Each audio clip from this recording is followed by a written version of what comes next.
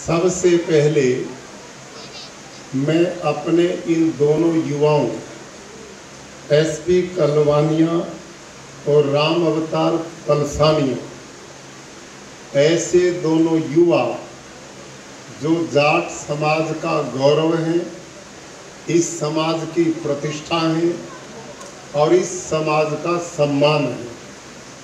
भाइयों और बहनों, भाई मैं तो पहले ही लंबाऊं, ये नीचे से हटा दे। धन्यवाद। अब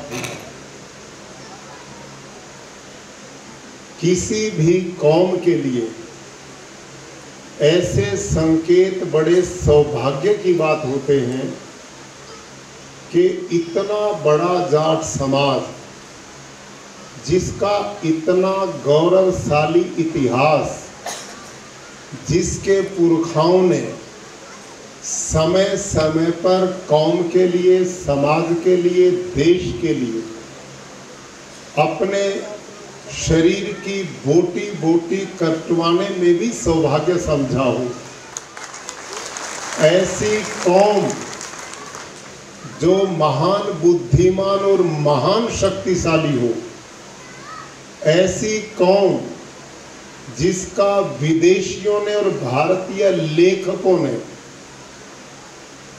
अपने संस्मरण में उल्लेख किया हो, इतनी बहादुर कौम का नेतृत्व एक प्रकार से शून्यहीन हो गया। हम ऐसी अवस्था में पहुंच गए कि हम आज की तरह इकट्ठा भी नहीं हो पाते थे।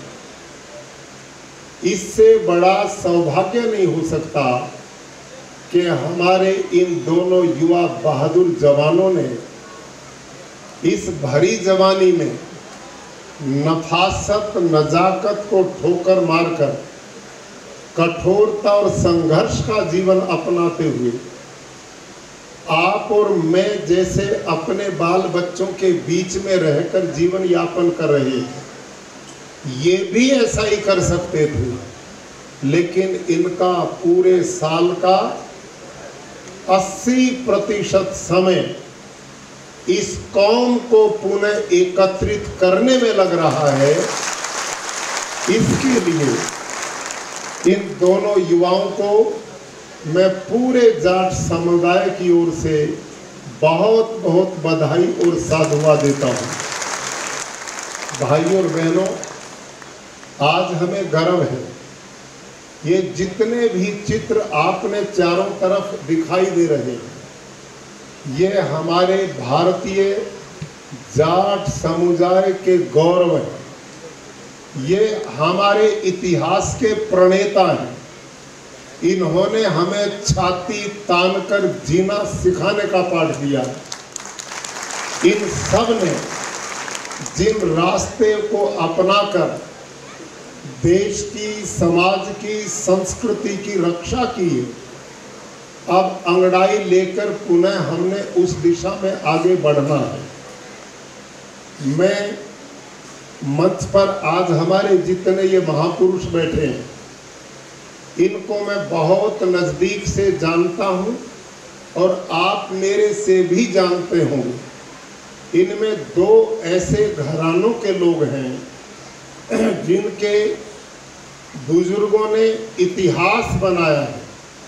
चौधरी छोटूराम ऐसा महामानव जिसने केवल जाट समुदाय में नहीं, अपितु जिसने दीनहीन, पिछड़े, ऐसे मेहनती वर्ग को, जिसको हमेशा उसके अन्न धन का तो उपयोग किया, लेकिन उसको आगे नहीं बढ़ने दिया, ऐसे गरीब समुदाय के समाज को पैरों पर खड़ा करने का काम किसी ने किया तो वो चौधरी छोटूराम ने किया।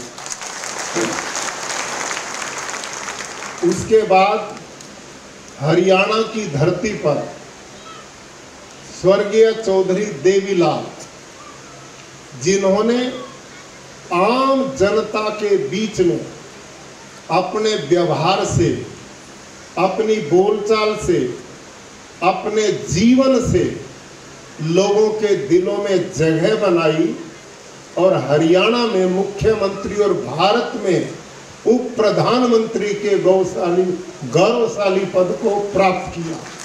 ये हम सब के लिए गर्व की बात है।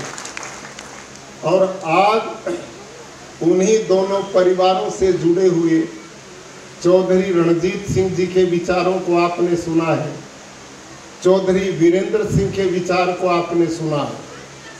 ये वो पुरानी परंपरा से जुड़े हुए लोग हैं जो हमारी जाट जाति के लिए भविष्य के निर्माण की दिशा में काम आगे बढ़ा रहे हैं। आज के इस कार्यक्रम में मेरे आने का जो सौभाग्य मैं अनुभव कर रहा हूँ, उसमें चौधरी रणजीत सिंह जी का भी बड़ा सहयोग रहा। मैं अनुभव कर रहा हूँ डॉक्टर संजीव बालियान जी एक ऐसे युवा जाट नेता हैं जो संघर्षशील हैं, बहुत मेहनत करते हैं और जिनकी बोल चाल व्यवहार अपने आप लोगों के दिलों में जगह बना लेता है। उत्तर प्रदेश में कई इस प्रकार के आंदोलन चले जिसमें इस जाट जाति के गौरव को बचाने में, इसकी अस्मिता और सम्मान को बचाने में आदरणीय डॉक्टर संजीव बालियान का बहुत बड़ा योगदान रहा है। भाइयों और बहनों, मैं एक दो चर्चा आपके बीच में जरूर करना चाहूंगा। पहली बात, जो कौम अपने इतिहास पुरुषों को भुला देती है वो इतिहास के पन्नों से मिट जाती है, और जो कौमें अपने महापुरुषों को, अपने बलिदानियों को, अपने इतिहास निर्माताओं को अपने आने वाली पीढ़ियों में स्थापित करके जाती है, ऐसी कौम को दुनिया के इतिहास से कोई मिटा नहीं सकता। इसलिए हमारा इतिहास इतना लंबा है, हजारों साल पुराना है, और कितने बहादुर और वीर हमारे पुरखा हुए हैं। भरतपुर के राजाओं और इधर महाराजा रणजीत सिंह, इन जाटों की दो ऐसी रियासतें हुई हैं जिनको ना तो मुगल अपने अधीन कर पाए और ना अंग्रेज अपने अधीन कर पाए। ये वो कौम है जिसने अपना डोला भी किसी को नहीं दिया था, और डोला ही नहीं, ऐसे अवसर आए डोला लेने के, लेकिन वहां कुछ इतिहास की चूकें रहीं। वो एक लंबा विषय, उसकी चर्चा मैं नहीं कर पाऊंगा। लेकिन कितने बहादुर परिवारों में, कितने वीर कौम में हमने जन्म लिया है। हमारी आदरणीय मेरी माताएं बहनें बैठी हैं। आज इन माताओं बहनों के बीच में महारानी किशोरी, उसके इतिहास को आप जानिए। हम झांसी वाली रानी जो भारत का गौरव थी, उन पर हमें नाज है, लेकिन जाटों, होडल की वो बहादुर जाट बेटी किशोरी किसी भी कीमत में झांसी वाली रानी से कम नहीं थी। और वो कितनी बहादुर वीरांगना थी। जब राजा सूरजमल अपने दल बल के साथ होडल की तरफ से आगे बढ़ रहे थे, और कुछ बालक छोटी अवस्था में, आप सब जानते हैं जो गांव में पैदा हुए, बालक घर बना करके खेलते हैं। कई तरह के आपस में खेल के तरीके होते हैं। होडल की वो बेटी अपनी सखी सहेलियों के साथ और अपने उम्र के बच्चों के साथ इसी प्रकार का घर बना करके गली में खेल रही थी, और उधर राजा सूरजमल की सवारी आ रही। उनके अंगरक्षकों ने उन बच्चों को भगाना चाहा, लेकिन वो वीर बाला उसने कहा कि मुझे यहाँ से मत हटाओ, मैंने बड़ी मेहनत से अपना ये घर बनाया है, और अपने इस हाथी वाले को कह दे रास्ता बदल दे, यदि मेरे घर को इसने तोड़ने की हिम्मत की तो मैं ऊपर से इसको गिराने की ताकत रखती हूँ। इतने बहादुर बाला। और जब वहां पर एक प्रकार से उनकी यात्रा अवरुद्ध हुई तो महाराजा सूरजमल का ध्यान गया और वो बहादुर बेटी अंगरक्षकों के साथ 2-2-4 होकर लड़ाई लड़ रही थी। महाराज सूरजमल ने देखा ये सामान्य बालिका नहीं, और अपना चलता हुआ प्रवाह वहां पर यात्रा का रोक दिया। होडल गांव में गए, लोगों की पंचायत बुलाई, पता किया ये किसकी बेटी है, और गांव के लोगों के सामने पंचायत में अपना पल्लू पसार कर उस बेटी का उन्होंने विवाह के लिए प्रस्ताव रखा। और भाई और बहनों, ये वो बहादुर बेटी साबित हुई कि जिस प्रकार से महाराजा सूरजमल की एक सेना थी, वहां पर महिलाओं की सेना का नेतृत्व हमारी वो बहादुर माता किशोरी करती थी। और किशोरी ने हर मौके पर ऐसी वीरता का परिचय दिया। आप उस इतिहास को जरूर पढ़ें। जब अहमद शाह अब्दाली तीसरी लड़ाई उसने पानीपत की में पहुंचे, और राजा भाऊ मराठा जिसको महाराजा सूरजमल ने 5 प्रस्ताव दिए थे, लेकिन इस देश का वो दुर्भाग्य था, इस देश के वो दुर्दिन थे कि महाराजा सूरजमल की बात को नहीं माना गया। अन्यथा भारत उसी समय मुसलमानों के आग से मुक्त हो गया होता। और महाराजा सूरजमल ने एक प्रस्ताव दिया था राजा भाऊ को कि देखो ये युद्ध का मैदान है, ये खेल का मैदान नहीं। तुम महाराष्ट्र से चल करके महिलाओं को साथ ले रहे हो, दूध मुहे बच्चों को साथ ले रहे हो, हम युद्ध के मैदान में आए हैं, आप इन महिला और बच्चों को यहाँ मत लाओ, ये उचित नहीं रहेगा।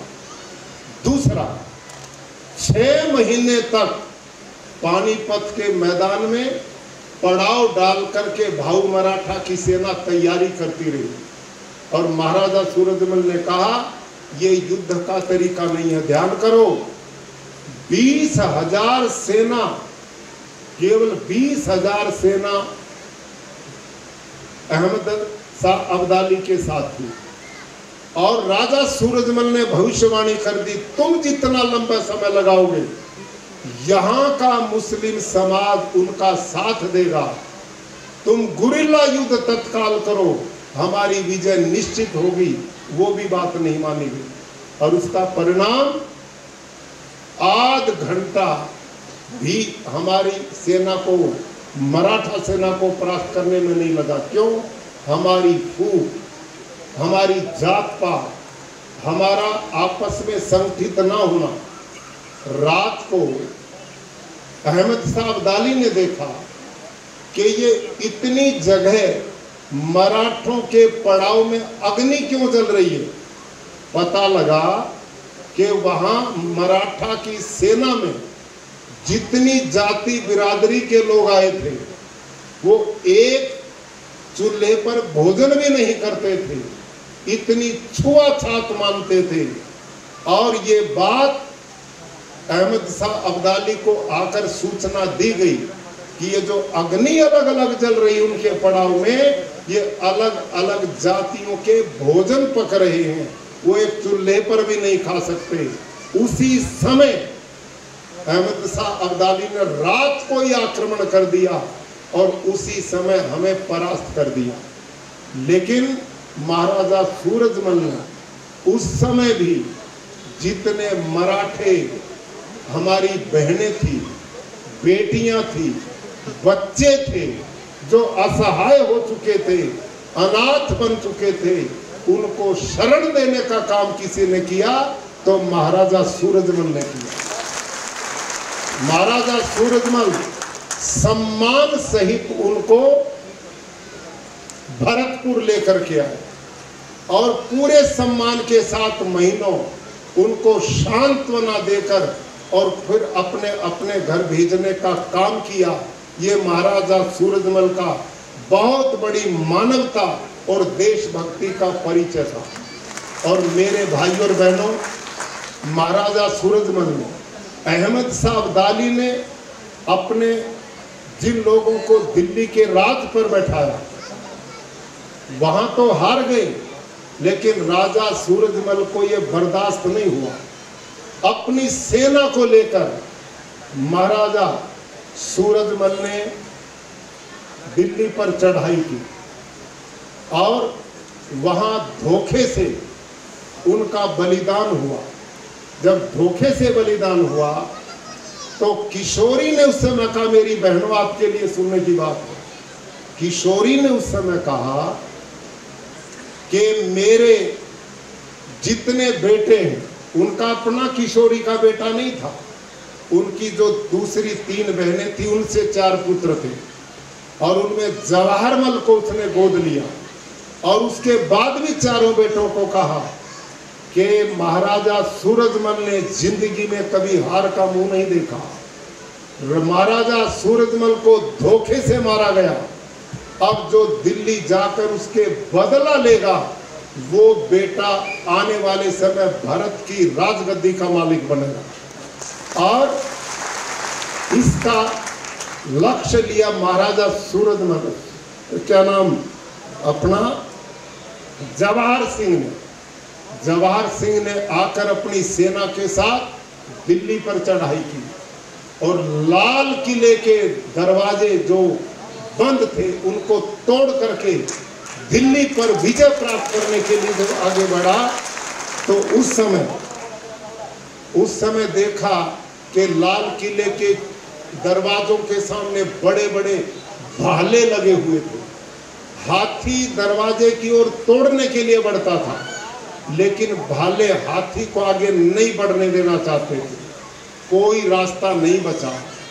तो उस समय किशोरी का भाई, आप जानते हैं ना, बल्लू पहलवान इतना बहादुर था, उसने अपने भांजे को कहा कि ऐसे हाथी दरवाजा नहीं तोड़ेगा, मैं दरवाजे के सामने अपने शरीर को अड़ाता हूं, मैं इतना चौड़ा लंबा हूं कि भाले मेरे शरीर तक रह जाएंगे और हाथी टक्कर मार करके किले के दरवाजे को तोड़ लेगा तो हम अपना राज्य स्थापित कर पाएंगे।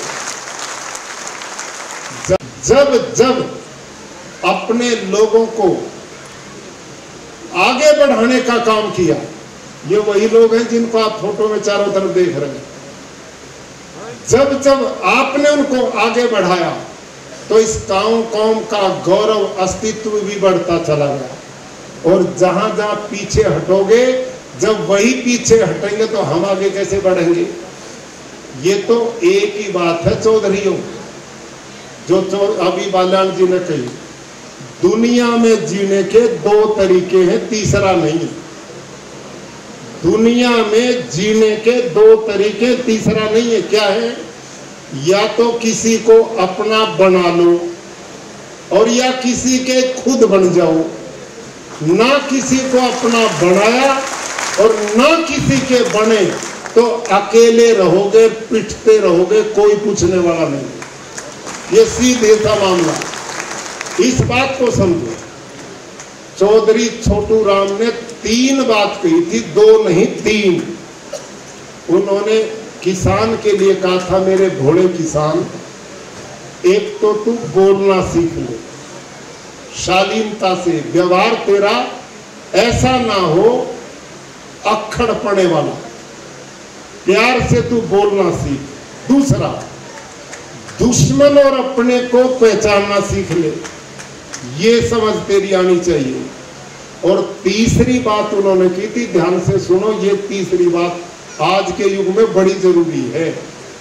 तीसरी बात उन्होंने कही थी, सत्ता के साथ लग करके लाभ उठाना भी सीख लो, ये भी जरूरी है। और मजबूती देखो चौधरी छोटू राम की हुई है घटना। और घटना क्या हुई, उस समय मेरे ख्याल में 15-17 मिनिस्टर थे इस देश में अंग्रेज काल में, वायसराय गवर्नर जनरल के नीचे। उनमें 2 आदमी थे जो किसानों की बात करते थे। एक तो थे सर सैयद हयाकत खान और दूसरे थे चौधरी छोटू राम जी। उस समय ये जो गेहूं का रेट था ना, अनाज का रेट, वो 6 रुपए मन के करीब था। और इन चौधरी छोटू राम ने वायसराय को कहा, ये किसान के साथ सरासर अन्याय है, वो रात दिन खून पसीना बहाता है और गरीबी का जीवन यापन करता है, कम से कम उसके उत्पादन का रेट तो उसको मिलना चाहिए। तो इनकी आपस में बातचीत हुई और 9 रुपए तक धकेल करके उनको ले गए, 9 रुपए मन तक। इससे आगे वायसराय ने हाथ खड़े कर दिए। लेकिन इन चौधरियों ने चौधरी छोटू राम पर इतना विश्वास जमाया कि चौधरी छोटू राम जो बोलते थे वो ये करते थे। चौधरी छोटू राम ने कहा भाई यूं काम नहीं चलेगा। वो सत्ता में थे, लेकिन होते हुए भी वो अन्याय किसानों का नहीं देख सके और उन्होंने डिमांड की कम से कम 13 रुपए 11 रुपए 11 रुपए मन तो अनाज का भाव होना चाहिए। लेकिन वायसराय नहीं माना। दिल्ली से चौधरी छोटू राम चले लाहौर की ओर। उस समय उनके पास जीप थी और उस जीप से चले जा रहे थे लाहौर की ओर। रास्ते में गजब की घटना घटी। और घटना क्या घटी, चौधरी छोटू राम ने किसानों के लिए कई छूट दिलवाकर अंग्रेजों को अनुकूल बनवाया। उनमें काम क्या था कि जो पक्की सड़कें थी ना उस समय, उन पक्की सड़कों पर कोई किसान अपनी बैलगाड़ी को चढ़ा ही नहीं सकता था। बारिश होती थी, उन गाड़ी में कोई बैरिंग तो थे नहीं, वो बैल बेचारे धक्के मार मार टूट लेते थे। एक पहिया पक्के पे एक कच्चे पे हो जाता था तो गाड़ी सरक जाती थी। ऐसा एक कानून बनवाया। तो चौधरी छोटू राम दिल्ली से चले बड़े गुस्से में, और किस में, किसानों की रास्ते में बैठक करते जा रहे थे कि भाई किसानों, जब मैं कहूं एकदम अपनी खड़ी फसल में आग लगानी है तुम, ये बोलते जा रहे थे। और रास्ते में एक किसान पानीपत करनाल के बीच में अपनी बैलगाड़ी के दोनों पहिए सड़क पर चढ़ा के ले जा रहा था। और चौधरी छोटू राम की जीप पीछे आई और उसने वो उस समय हॉर्न थे वो रबड़ वाले, भां वाले, वो बेचारे आवाज दे, वो बिल्कुल नहीं उतरे चौधरी नीचे। 15 मिनट हो गई, पूरा हॉर्न देते देते चौधरी ने कतई गाड़ी नीचे नहीं उतारी। जब उसका खेत का गोंडा रास्ता आया तो चौधरी ने अपनी गाड़ी सड़क पर नीचे उतारी।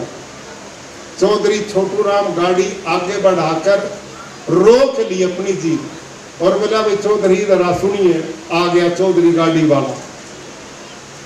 तो चौधरी छोटू राम ने उस जाट को कहा, ध्यान से सुनियो भाई।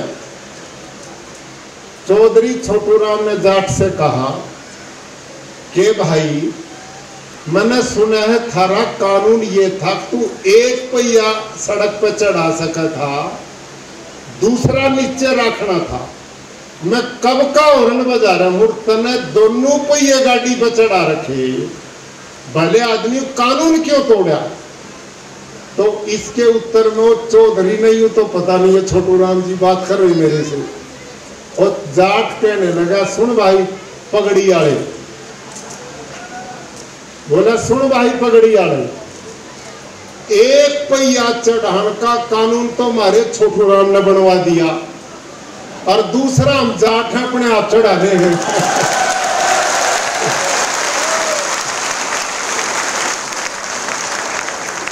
तो चौधरी छोटू राम ने उसकी कमर थपथपाई, बलियारा मैं न्यू ही चाहूं तुम्हारे में इतना स्वाभिमान पैदा हो जाए कि तुम अपना रास्ता खुद बना लो।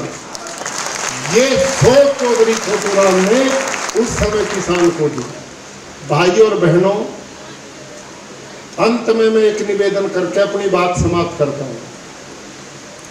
अनेक ऐसे विदेशी और भारतीय इतिहासकार हुए हैं जिन्होंने जाटों पर अपने संस्मरण लिखे हैं और उनमें इतने मजबूत संस्मरण शायद किसी कौम के नहीं। उन्होंने उनमें क्या लिखा ध्यान करो। जाट सदाचारी है, जाट धर्मात्मा है, जाट जितेंद्रिय है, जाट परोपकारी है, जाट बुद्धिमान है, जाट महावीर है, पर जाट आपस में इकट्ठा नहीं रह सकता। ये इसके विनाश का कारण। समझ में आई बात आपकी? कई इतिहासकारों ने लिखा है यदि ये जाट इकट्ठा होना सीख ले, इसमें एकता का भाव आ जाए, एक दूसरे का सम्मान कर आगे बढ़ाने की भावना आ जाए, तो ये जाट सारी दुनिया पर राज कर सकता। सारी दुनिया ये बात लिखी लोगों ने। और सुनो, धार्मिक रूप से देश में दुनिया भर के महापुरुष हुए हैं, लेकिन उस महापुरुष में गुजरात की धरती से एक महापुरुष उत्तर भारत में आया जिसका नाम स्वामी दयानंद सरस्वती था। स्वामी दयानंद सरस्वती बहुत प्रोग्रेसिव, बहुत वैज्ञानिक, और उसने धार्मिक रूप से भारत को गुलामी की जंजीरों से मुक्त करने का काम किया। आजादी के लिए महान स्वतंत्रता सेनानियों को पैदा किया और महान वैज्ञानिक दृष्टिकोण धार्मिक उसका था। वो महापुरुष अपने अमर ग्रंथ सत्यार्थ प्रकाश में उसने देश और दुनिया की किसी कौम की बात नहीं की, व्यक्तिगत जातिवाद तक बात नहीं की। उसने बात करी तो केवल जाट जी की बात करी। और उसमें वो क्या लिखते हैं कि ऐसे ऐसे जाट जी हो जाएं तो धरती पर अन्याय, अंधविश्वास, पाखंड बचे ही कोई। और इनके बीच में वो रहे, पश्चिमी उत्तर प्रदेश में, पूरे हरियाणा में, राजस्थान के किस्से में। आप याद करो मेरी बात को। ये आदरणीय चौधरी अपना वीरेंद्र सिंह जी बैठे, आदरणीय चौधरी रणजीत सिंह जी बैठे, और हमारे भाई डॉक्टर बाल्याण जी बैठे। इन सब की बैकग्राउंड उसी विचारधारा के महापुरुषों से आई। ये जितने चित्र लग रहे हैं मैं बैठा देख रहा था, ये बंसीलाल जी, ये चौधरी साहब सिंह जी, आगे चौधरी करण सिंह जी, ये जितने भी उस समय के हमारे नेता रहे, और चौधरी छोटू राम जी, और ये अपना भूपेंद्र हुड्डा जो मुख्यमंत्री रहे, उनके दादा चौधरी मातूराम जी, ये सारे के सारे आर्य समाज और स्वामी दयानंद से गहराई से जुड़े हुए लोग थे। और उसका परिणाम क्या हुआ, हमारे जाटों में उस समय जो जो लोग धार्मिक रूप से उधर जुड़े, उन परिवारों में शिक्षा ने जगह बनाई। और जब शिक्षा आई, संस्कार आए, तो वो परिवार जाट समाज में सबसे ऊंचाइयों पर गए। तो साहब है कि नहीं ये बात मैंने पूर्ण रूप से देखा। और ये बात मैं क्यों कहना चाह रहा हूं, मंच से बहुत अच्छी बातें आपको सब नेताओं ने बताई। इस समय कौम को संगठित करना,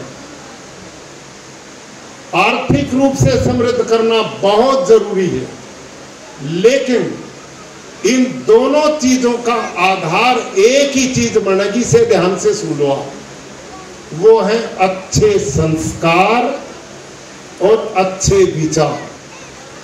आने वाली पीढ़ियां जिस कौम की इस प्रकार की होती, वो कौम आगे बढ़ने से नहीं रुक सकती।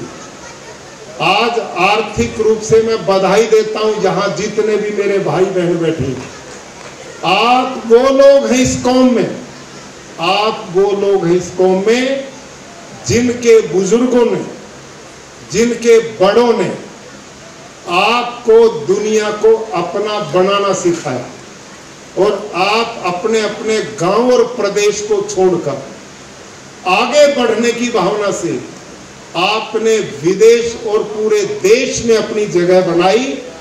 इसके लिए मैं आपके बुजुर्गों को भी धन्यवाद करता हूं और आपको भी बधाई देता हूं। आप इस कौम के लिए वो आदर्श लोग हैं। यदि बाकी हमारे लोग आपसे प्रेरणा लें कि आगे कैसे बढ़ा जाता है, घर परिवारों को आगे उन्नति कैसे की जाती है, वो काम आप लोगों ने कर दिखाया। आप इस समय दक्षिण भारत के हर प्रांत में वहां की भाषा पर आपने काबू पाया, वहां की संस्कृति को आपने अपनाया, लोगों के दिलों में आपने जगह बनाई और अपने व्यापार बिजनेस को उन्नत किया। यही जीने का तरीका है, यही जीने का तरीका है।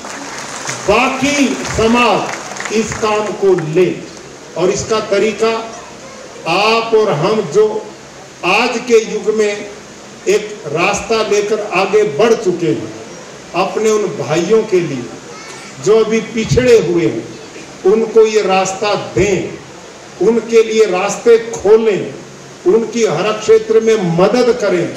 इससे एक अच्छे समाज का निर्माण होगा।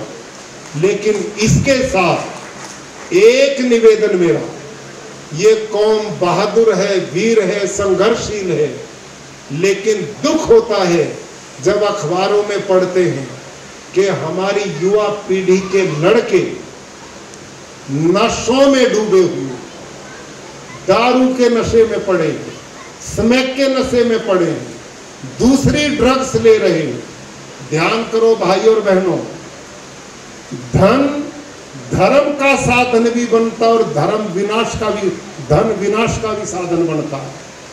जिस कौम में, जिस परिवार में, समाज में धन का सदुपयोग होगा, वो परिवार आगे बढ़ेंगे, कौम आगे बढ़ेगी।